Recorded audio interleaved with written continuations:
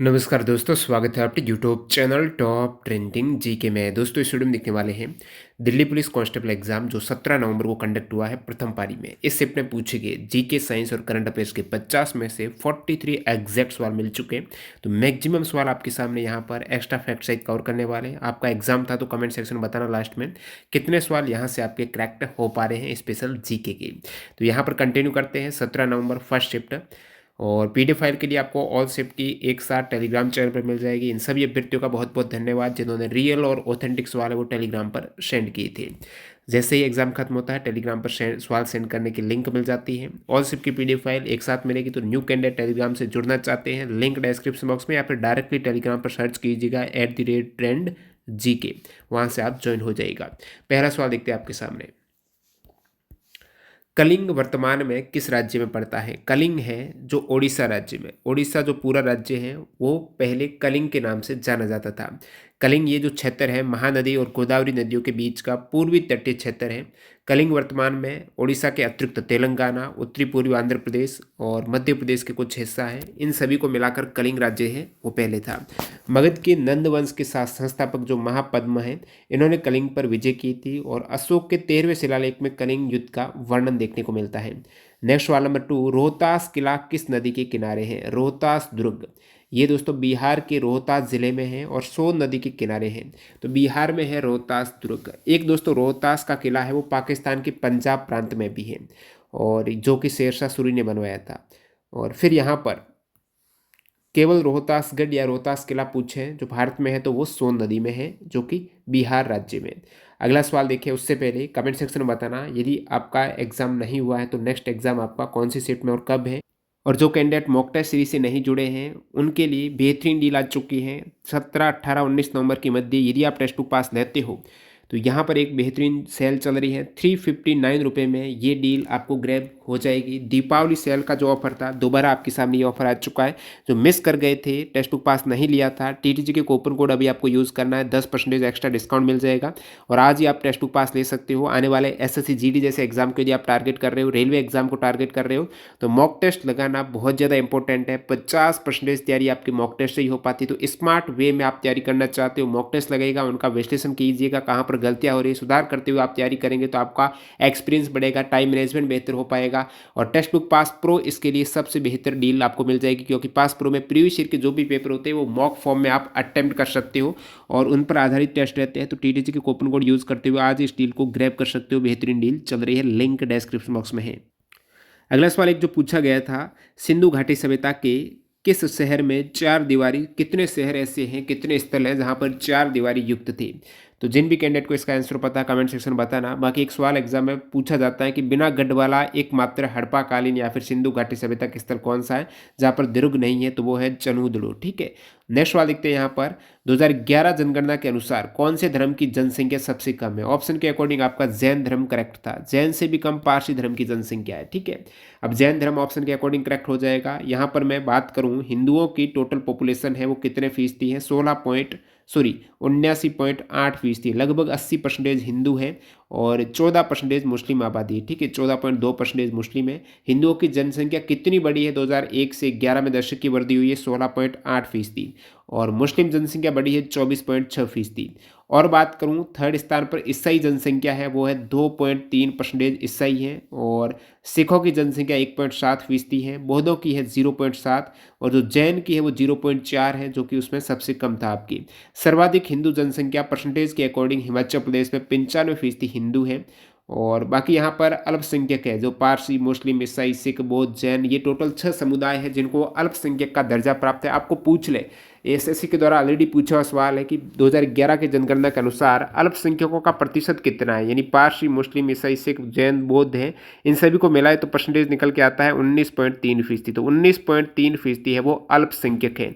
इन अल्पसंख्यक में सबसे अधिक आबादी है मुस्लिम आबादी है, 14.2% अल्पसंख्यक मुस्लिम है। उसके बाद ईसाई 2.3, सिख 1.7, बौद्ध 0.7, जैन 0.4, पारसी 0.006%, सबसे कम पारसी है। और ये आप देख सकते हो पूरा सभी धर्मों में परसेंटेज है या फिर जनसंख्या कितनी है और सबसे अधिक किसकी है, सबसे कम किसकी है, धर्म किसने नहीं बताया है। 0.2% ने अपना धर्म नहीं बताया। नेक्स्ट अपना है एंकर लेग किस खेल से संबंधित टर्म है, ये थोड़ा टफ सवाल पूछा गया है। एंकर लेग है दोस्तों रिले दौड़ की टर्म है। एथलेटिक्स में एंकर लेग कहा जाता है रिले दौड़ में जो 4 खिलाड़ी होते हैं, फाइनल पोजीशन पे जो खिलाड़ी होता है स्थिति में, उनको कहा जाता है कि वो एंकर लेग की स्थिति में है, ठीक है। द वर्ड स्कूप है वो किस गेम का है, स्कूप टर्म है हॉकी का, हॉकी का है स्कूप टर्म। दर्शना झावेरी, झावेरी सिस्टर है वो किस क्लासिकल डांस से बिलोंग करती है, झावेरी सिस्टर है मणिपुरी डांस की। प्रमुख शास्त्रीय नृत्यों के डांसर की बात करें तो रुक्मणी देवी अरुंदले हैं भरतनाट्यम, रुक्मणी भारत से। पंडित बिरजू महाराज है कथक के डांसर। उदय शंकर फ्यूजन। कैलूचरण मोहपात्रा है ओडिसी। गुरु बिपिन सिंह ऑलरेडी पूछा हुआ है मणिपुरी। गुरु वेम्पति चिना सत्यम कुचिपुड़ी। सोनरमान सिंह भरतनाट्यम और ओडिसी दोनों। पद्मा सुब्रमण्यम भरतनाट्यम। सोवना नारायण कथक। श्रीमंता शंकर देव क्षत्रिया। मृणालिनी साराभाई भरतनाट्यम और कथकली। कलामंडलम कलानीकुट्टी अम्मा मोहिनीअट्टम। यामिनी कृष्णमूर्ति कुचिपुड़ी और भरतनाट्यम। वी सत्यनारायण शर्मा कुचिपुड़ी और तंजोर बाला सरस्वती भरतनाट्यम। कुमारी कमला कथक। अल्लारमेल वेली भरतनाट्यम, अल्लारमेल है, अल्लार्म लगाई है भरतनाट्यम ने। यामिनी कृष्णमूर्ति का पूछा कौन से 2 शास्त्रीय डांसर की नृत्यों की डांसर है, तो कुचिपुड़ी और भरतनाट्यम की। विजेंद्र सिंह किस खेल से संबंधित हैं, तो बॉक्सिंग के हैं और 2008 की बीजिंग ओलंपिक में इन्होंने ब्रॉन्ज मेडल जीता है बॉक्सिंग में। शहनाई वादक प्रसिद्ध कौन है, तो बिस्मिल्ला खान है, एस ब्लेस है, अनंत लाल है, अली अहमद हुसैन खान, ये सभी शहनाई प्लेयर हैं। भारत सरकार ने एलपीजी नीति कब जारी की, जो नई आर्थिक नीति है जिसे आप एलपीजी नीति बोलते हो, एलपीजी यानी लेवलाइजेशन, प्राइवेटाइजेशन और ग्लोबलाइजेशन, यानी यहाँ पर जो एलपीजी उदारीकरण, निजीकरण और वैश्वीकरण नीति आई थी वो 1991 में आई थी, जिसमें प्रधानमंत्री श्री पीवी नरसिम्हा राव थे और वित्त मंत्री थे मनमोहन सिंह। और ये जो नई आर्थिक नीति है इसमें आपको मंथ पूछा था, 1991 में तो आई है लेकिन किस मंथ में आई है इस टाइप से कंफ्यूज किया गया था, तो जुलाई मंथ में आई है, 23 जुलाई 1991 को। और नेक्स्ट अपना सवाल देखते हैं, पश्चिम बंगाल में काली पूजा उत्सव किस हिंदू माह में मनाया जाता है। काली पूजा रहती है दिवाली के दिन, जो कार्तिक अमावस्या है ना उसी दिन को काली पूजा मनाई जाती है, विशेषकर पश्चिम बंगाल बिहार जैसे क्षेत्र में। तो काली पूजा कार्तिक अमावस्या को मनाई जाती है। दुर्गा पूजा है अश्विन शुक्ल पक्ष की एकम जो प्रतिपदा है वहाँ से अश्विन शुक्ल पक्ष की दशमी, तो अश्विन में शुक्ल पक्ष की प्रतिपदा से दशमी तक रहती है दुर्गा पूजा, ठीक है। और दुर्गा पूजा है ये कलकत्ता की जो दुर्गा पूजा है ना इसको यूनेस्को अमूर्त विरासत स्थल में शामिल किया गया है, अमूर्त सांस्कृतिक विरासत में शामिल किया गया है। चोरी चोरा कांड के कारण गांधी जी ने कौन सा आंदोलन वापस ले लिया था। चोरी चोरा कांड के कारण असहयोग आंदोलन गांधी जी ने समाप्त करने की घोषणा की 12 फेब 1922 को बारदोली में हुई कांग्रेस की बैठक में असहयोग आंदोलन को समाप्त करने का निर्णय लिया गया। और चोरी चोरा कांड हुआ था ये फरवरी 1922 को, जहां पर गोरखपुर जिले के चोरी चोरा नामक स्थान पर पुलिस ने जबरन एक जुलूस को रोकाया और रिजल्ट क्या रहा कि यहाँ पर जुलूस ने क्रोध में आकर थाने में आग लगा दी और जहाँ से थानेदार सहित 21 सिपाहियों की मृत्यु हो गई थी। और इस घटना से गांधी जी तो अहिंसा के समर्थक थे तो वो स्तब्ध रह गए और असहयोग आंदोलन को समाप्त करने की घोषणा कर दी इन्होंने। 37वें नेशनल जूनियर एथलेटिक्स चैंपियनशिप से सवाल पूछा गया है, 2022 नवंबर का करंट अफेयर्स है। ये हुई कहाँ पर है, तो साई एथलेटिक स्टेडियम गुवाहाटी असम में हुई है। किस छऊ नृत्यंगना को पद्मश्री अवार्ड दिया गया है, छऊ डांसर जिन्हें पद्मश्री अवार्ड मिला है। अब देखिए अब नृत्यंगना का पूछा तो ऐसा कोई मेरे को आंसर नहीं मिला है, बाकी छऊ डांस की बात करें तो 3 टाइप के छऊ है। पुरुलिया छऊ है पश्चिम बंगाल का, सेराइकेला छऊ है झारखंड का, मयूरभंज छऊ है ओडिशा का। और अभी लेटेस्ट अवार्ड में 2020-21 में छऊ के डांसर शशधर आचार्य को अवार्ड मिला है पद्मश्री। इसके अतिरिक्त मक्कर ध्वज दरोगा को 2011 में पद्मश्री दिया गया है छऊ डांसर, और गुरु श्याम चरण पाटी को 2006 में दिया गया है पद्मश्री, ये भी छऊ डांसर हैं। और नेक्स्ट अपना सवाल है, उपराष्ट्रपति के चुनाव में वोटिंग कौन करता है। ऑलरेडी आपको बताया हुआ है, उपराष्ट्रपति चुनाव में जो भी राज्यसभा और लोकसभा के सांसद हैं जो निर्वाचित भी हो सकते हैं और मनोनीत भी इसमें वोटिंग कर देते हैं। तो जो सांसद है ना राज्यसभा लोकसभा के, केवल वो ही वोटिंग करेंगे।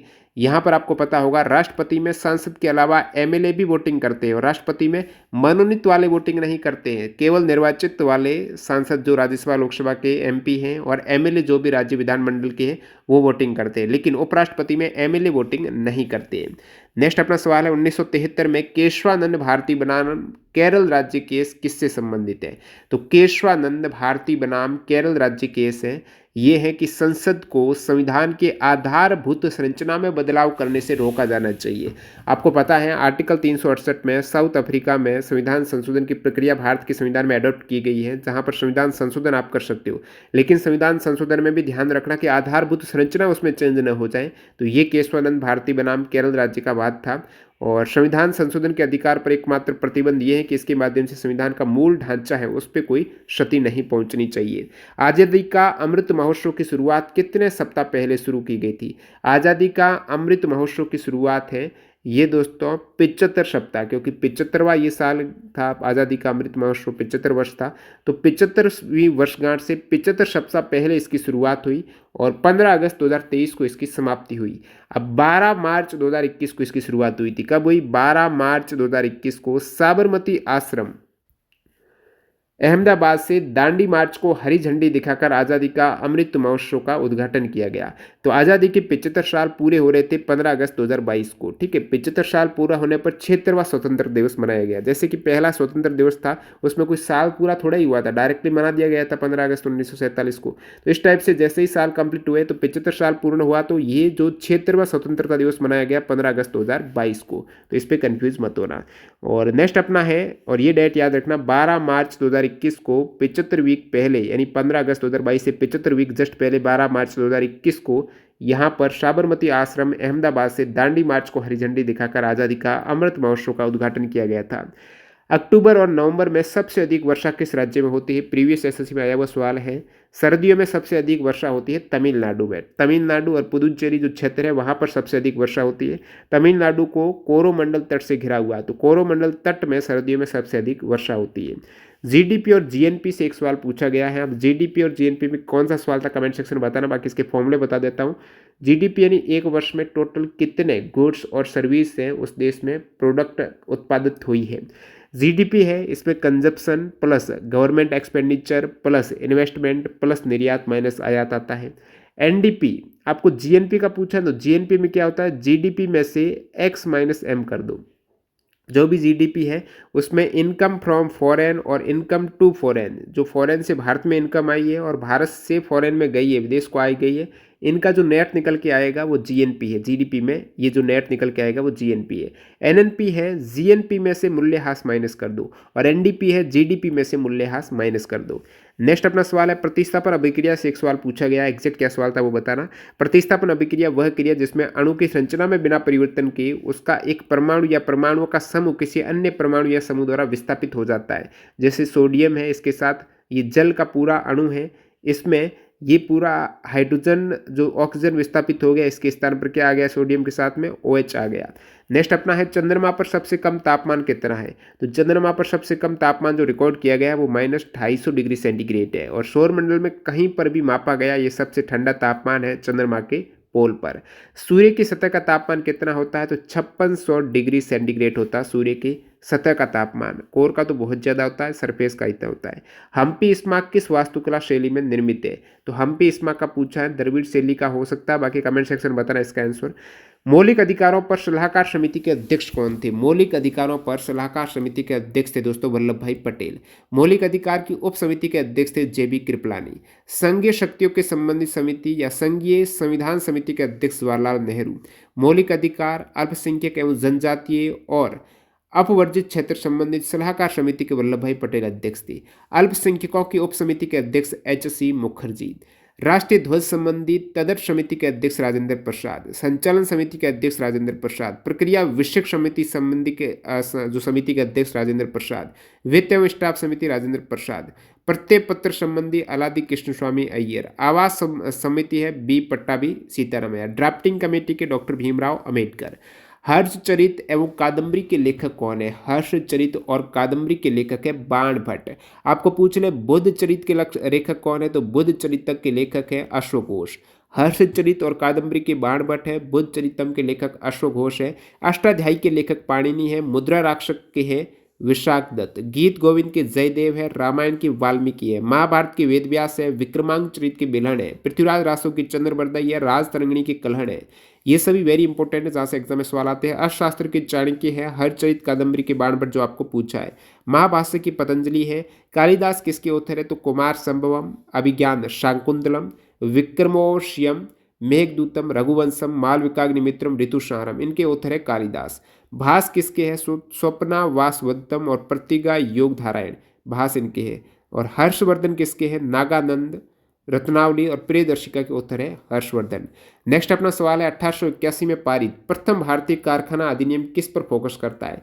फर्स्ट भारतीय कारखाना जो एक्ट है ये दोस्तों मूल रूप से बाल श्रम की समस्या से संबंधित है। बाल श्रम होता है, चाइल्ड लेबर है, उनसे संबंधित है। प्रथम भारतीय कारखाना एक्ट कब आया? प्रथम भारतीय कारखाना एक्ट 1881 में आया। 18 का उल्टा 81, तो 18 वर्ष में है आप चाइल्ड नहीं रहते हो, वैक्स हो जाते हो, लेकिन यहाँ पर उल्टा कर दे तो चाइल्ड 18 से कम हो गया। तो 1881 में आया प्रथम भारतीय कारखाना एक्ट।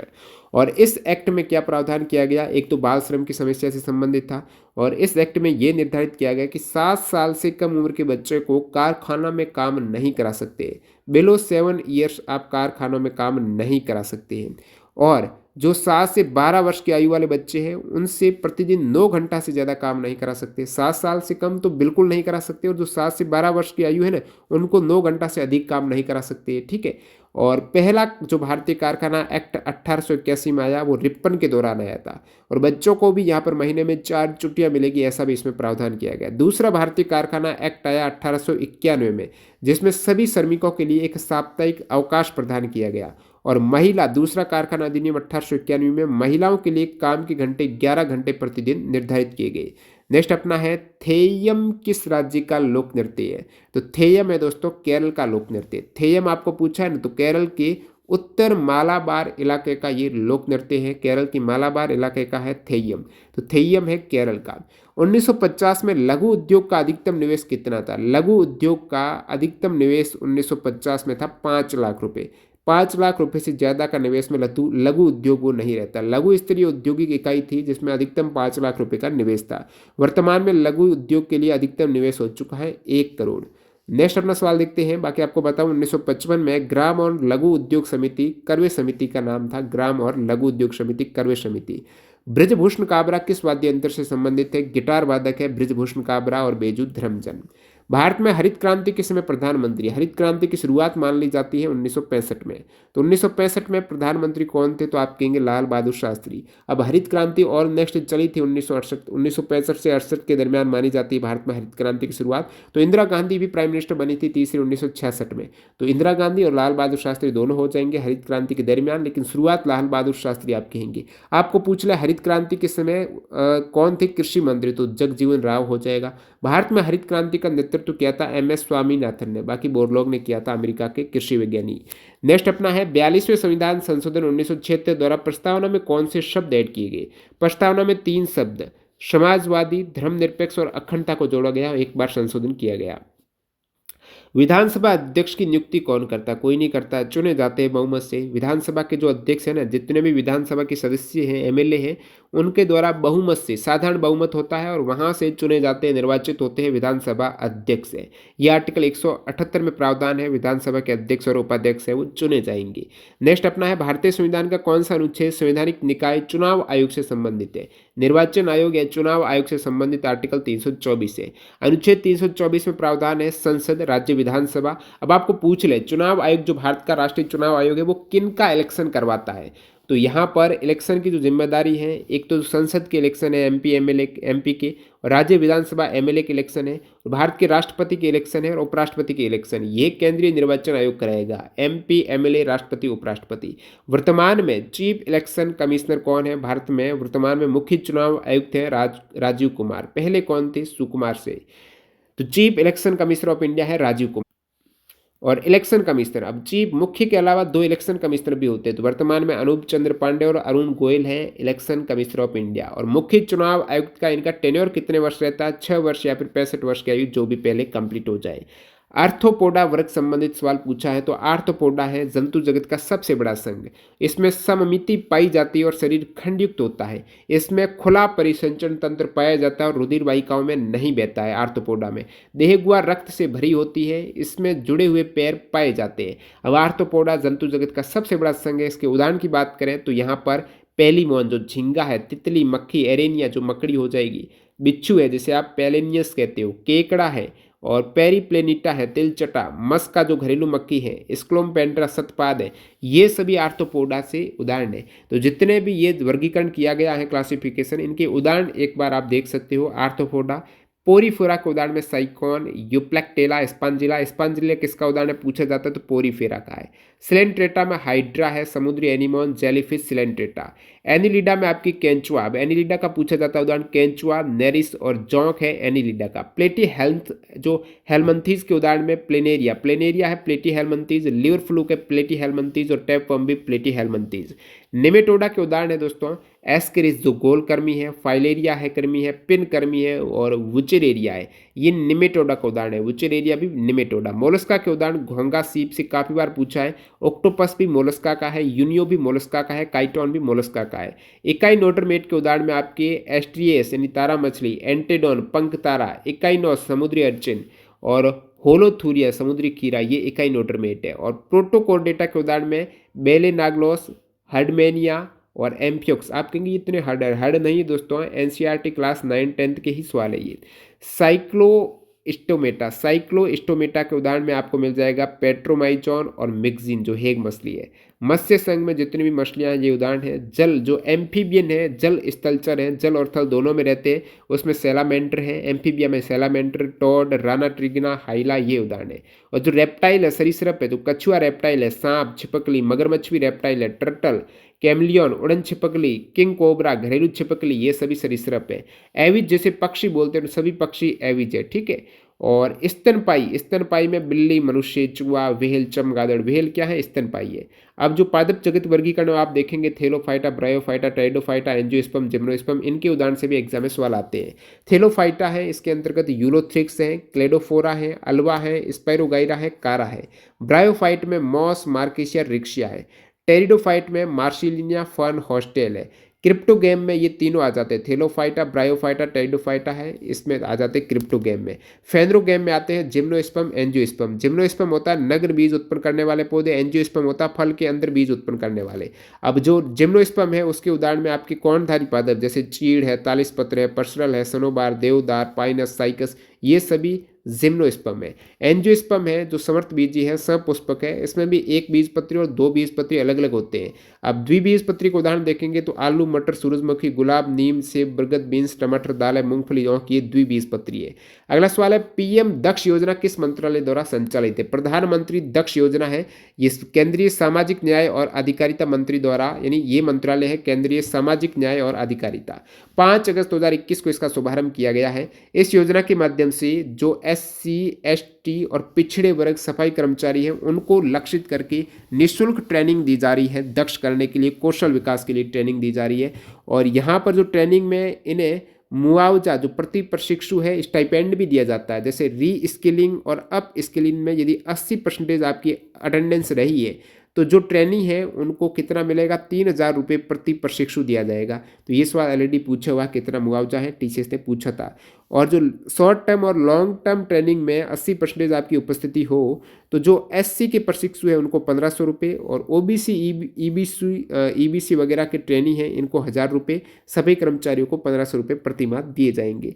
और एंटरप्रेन्योरशिप डेवलपमेंट प्रोग्राम के अंतर्गत यदि प्रशिक्षु की अटेंडेंस 80% हुई तो एंटरप्रेन्योरशिप में 100 रुपये प्रतिदिन प्रदान किए जाते हैं, यानी 3,000 रुपये पर मंथ। 2011 की जनगणना के अनुसार किस राज्य का जनसंख्या घनत्व है 100 से कम है। 100 से कम 3 राज्यों का जनसंख्या घनत्व है। सबसे कम अरुणाचल प्रदेश का 17 व्यक्ति पर स्क्वायर किलोमीटर, सेकंड मिजोरम का है 52 व्यक्ति पर स्क्वायर किलोमीटर, थर्ड सिक्किम का है 86 व्यक्ति पर स्क्वायर किलोमीटर। तो 3 राज्य यानी आपको पूछ ले सबसे लोवेस्ट जनसंख्या घनत्व किसका है तो अरुणाचल प्रदेश, मिजोरम और सिक्किम का है। और केंद्र शासित प्रदेश में सबसे कम है अंडमान निकोबार का है 46 व्यक्ति, फिर जम्मू कश्मीर का 56 है। भारत का जो जनसंख्या घनत्व है वो 382 व्यक्ति पर स्क्वायर किलोमीटर। हाईएस्ट जनसंख्या घनत्व वाले राज्य कौन से हैं तो बिहार का जनसंख्या घनत्व है 1106, पश्चिम बंगाल का 1028, केरल का 859 है। और यूटी में सबसे अधिक दिल्ली का 11,320 और चंडीगढ़ में 2,258 है। नेक्स्ट अपना सवाल है शेष चलम बायोस्फीयर रिजर्व कहाँ पर है? तो ये जो शेष चलम बायोस्फीयर रिजर्व है, ये आंध्र प्रदेश में है। पिंजर उपन्यास किसने लिखा? पिंजर उपन्यास लिखा अमृता प्रीतम ने लिखा, एक पंजाबी उपन्यास है 1950 में। नेक्स्ट अपना सवाल पूछा है, सिकंदराबाद जो तेलंगाना की सिटी है, हैदराबाद सिकंदराबाद, तो इसमें किस रेलवे जोन का मुख्यालय है? तो ट्विन सिटी हैदराबाद की सिकंदराबाद, इसमें साउथ सेंट्रल रेलवे यानी SCR, तेलंगाना है तो साउथ सेंट्रल रेलवे का हेडक्वार्टर है वो सिकंदराबाद में। ठीक है। और वर्तमान में भारतीय रेलवे में कुल 19 जोन है, जिसमें metro railway Kolkata side total 19 zone है और 17 मंडल। इन सभी का हेडक्वार्टर, आगे सवाल भी पूछा एक और इसी सीट में सवाल पूछा है, प्रत्येक रेलवे जोन का आपको हेडक्वार्टर पता होना चाहिए, सवाल पूछे जाते हैं। जैसे कि सेंट्रल रेलवे का आगे सवाल पूछा है कि किस सिटी में रेलवे जोन का हेडक्वार्टर नहीं है, तो आप देख लो कौन सी सिटी का हेडक्वार्टर है, कहाँ कौन से रेलवे का है। सेंट्रल रेलवे का मुख्यालय मुंबई, कोंकण रेलवे का नवी मुंबई, उत्तरी रेलवे नॉर्थन रेलवे का दिल्ली, नॉर्थ सेंट्रल उत्तरी केंद्रीय रेलवे है प्रयागराज उत्तर प्रदेश में, नॉर्थ ईस्टर्न रेलवे, अब नॉर्थ सेंट्रल का प्रयागराज में और नॉर्थ ईस्टर्न का गोरखपुर में है। नॉर्थ ईस्ट फ्रंटियर रेलवे का है Maligaon Assam, north western railway का जयपुर है NWR, ईस्टर्न रेलवे का कोलकाता में है, ईस्ट सेंट्रल रेलवे का हाजीपुर है, ईस्ट कोस्ट रेलवे का भुवनेश्वर है, साउथर्न रेलवे का चेन्नई है, साउथ सेंट्रल रेलवे का सिकंदराबाद है, साउथ कोस्ट रेलवे का विशाखापट्टनम है Andhra Pradesh, south eastern railway का गोल्डन रैक कोलकाता में है, साउथ ईस्ट सेंट्रल रेलवे का बिलासपुर है, साउथ वेस्टर्न रेलवे SWR का हुबली में है, वेस्टर्न रेलवे का मुंबई में है, वेस्ट सेंट्रल रेलवे का जबलपुर में है, तो WCR का है Jabalpur WCR। Metro railway Kolkata का कोलकाता में है। सवाल पूछा कि 2022 तक किस शहर में रेलवे जोन का मुख्यालय नहीं है? उदयपुर में एक विकल्प था जहां पर नहीं है। हु स्टार्टेड द तुर्क एज चहलगामी सिस्टम? तो तुर्क एज चहलगामी प्रणाली शुरू की थी इल्तुतमिश ने। चालीसा हो गया, तुर्क एज चहलगामी प्रणाली, ये इल्तुतमिश की है। 1857 की क्रांति में नेतृत्व किसने किया? अलग अलग जगह अलग अलग नेतृत्व करता रहे थे, जैसे बिहार के कुंवर सिंह थे। और बात करूं तो 1857 के विद्रोह के दौरान बेगम हजरत महल और उनके सलाहकार बिरजिस कादिर अहमदुल्ला लखनऊ के नेता थे। कानपुर से नाना साहिब और तात्या टोपे थे। दिल्ली से बहादुर शाह जफर और बैरकपुर से मंगल पांडे, पटना से पीर अली, जगदीशपुर बिहार से कुंवर सिंह थे, मेरठ से कदम सिंह थे, झांसी से रानी लक्ष्मीबाई, बरेली से खान बहादुर, मौलवी लियाकत अली 1857 के विद्रोह के दौरान इलाहाबाद और बनारस के नेता थे। नेक्स्ट अपना सवाल है, दीनदयाल उपाध्याय योजना में सहायता राशि पूछिए। तो ये सवाल टोटल 50 में से मैक्सिमम सवाल आपको बता दिए हैं। और PDF फाइल के लिए टेलीग्राम चैनल और न्यू कैंडिडेट ध्यान देना, अभी फ़ायदा उठाइएगा सेल का। यदि पहली बार इस टाइप का आप ऑफर देख पा रहे हो तो ये डील है, बहुत कम आती है। अभी अब मिस मत करना, विशेषकर SSC GD को जो टारगेट कर रहे हैं। TDG के कूपन कोड यूज़ करते हुए टेक्स्ट बुक पास ले लेना। लिंक डिस्क्रिप्शन बॉक्स में टेक्स्ट बुक ऐप में जाएगा, पास प्रो मिल जाएगा। 1 साल की वैलिडिटी में जो भी एग्जाम है मॉक टेस्ट के एलिजिबल है। धन्यवाद।